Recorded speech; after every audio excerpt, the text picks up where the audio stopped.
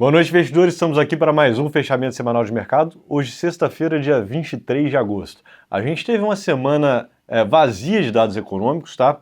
Entretanto, tivemos acontecimentos importantes, principalmente o simpósio de Jackson Hole, né? Mas para não deixar batido que os dados, primeiro, PMIs, que são dados antecedentes de atividade, né? Tanto de serviços quanto de manufatura. Serviço veio acima, surpreendendo positivamente nos Estados Unidos, e manufatura veio abaixo, negativo, caindo, surpreendendo negativamente. No final das contas, são dados mistos indicando atividade tibuteante, né?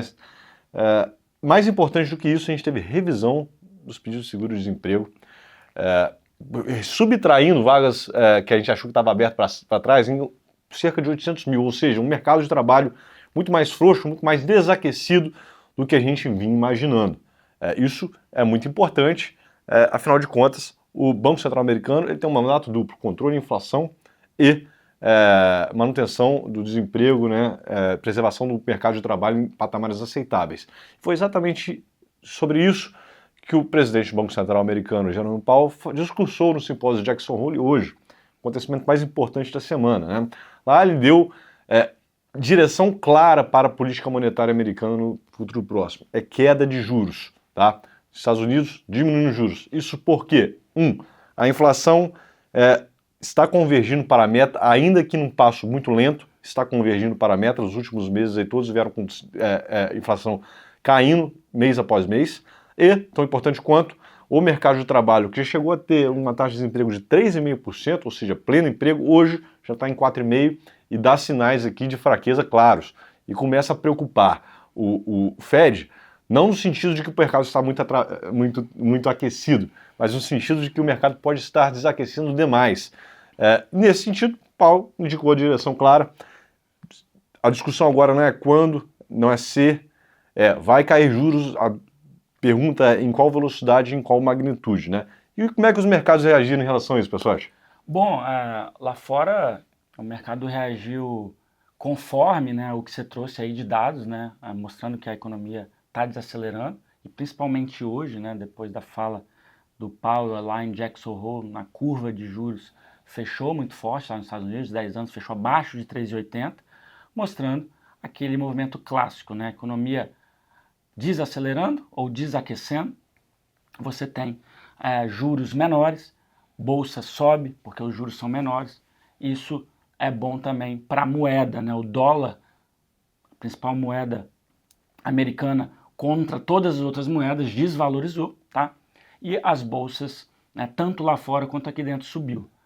Esse comportamento do mercado, esse início de possibilidade de corte de juros lá nos Estados Unidos é muito importante, e principalmente para o Brasil ligado à decisão do Copom, que tem uma grande polêmica, né? O mercado passando agora a precificar aumento de taxa de juros aqui no Brasil, e na nossa visão, a possibilidade de manutenção nessa reunião ainda está na mesa. Por quê? Grande parte daquilo que nos fazia crer que a decisão de política monetária aqui do Copom, ela não andava sozinha no início do ano, quando se precificava cortes exagerados para 8,5, 9, uma grande parte dessa razão era que os Estados Unidos não permitiria isso. Tá? Isso está em ata do Copom, inclusive. Parte, além do risco fiscal, era o balanço de riscos, principalmente ligado ao diferencial de juros e o início de queda dos juros desenvolvidos. E agora, você trazendo um pano de fundo que agora com clareza a gente vê que lá fora a gente inicia de fato esses cortes, a curva de juros lá fora dando espaço para que ainda esteja na mesa a manutenção aqui em Brasil, seguindo a coerência daquilo que foi a nossa visão e aquilo que está na ata do Copom frente a essa relação de decisão de taxa de juros de emergentes de Brasil, o tanto que a decisão de taxa de juros lá fora impacta aqui, tá? A outra parte é o fiscal, aqui é um capítulo à parte, mas no curto prazo, os últimos 3 semanas, aí quase um mês, a gente uma diminuição, né, dos ataques do presidente ao Banco Central e até uma maior racionalidade em entender o efeito reação que tem na própria perda de popularidade, porque as falas de querer um juros menor na marra, ela faz com que o dólar suba. O dólar subindo é mais inflação é menos popularidade para o presidente.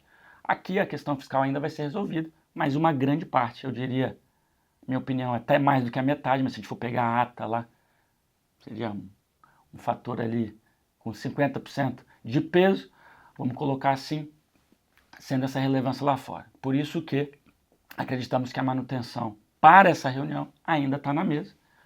Sim, é uma coisa que é difícil adivinhar, mas quando a gente olha a precificação no mercado, dito tudo isso, não vemos tanto motivo em montar posições buscando grandes prêmios em se o Banco Central suba 0,25 ou meio. Está mais para ver alguma oportunidade, dado que a curva já precifica isso,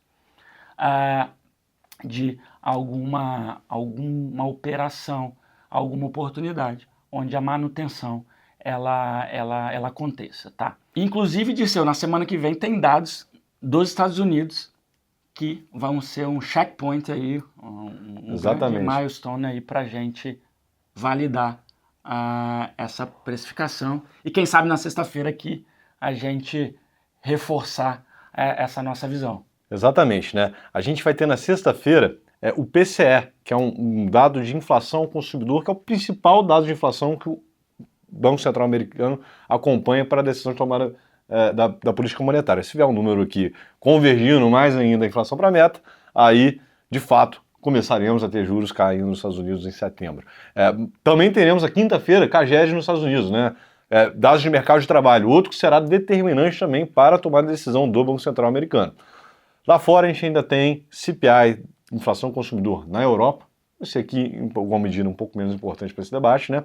Mas também para a política monetária brasileira a gente vai ter dados muito importantes.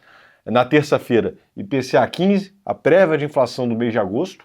Se esse IPCA aqui vem abaixo do esperado, também dá fôlego para a manutenção, e o contrário também é verdade, né? Se ele surpreende para cima, joga lenha na fogueira de uma possível alta.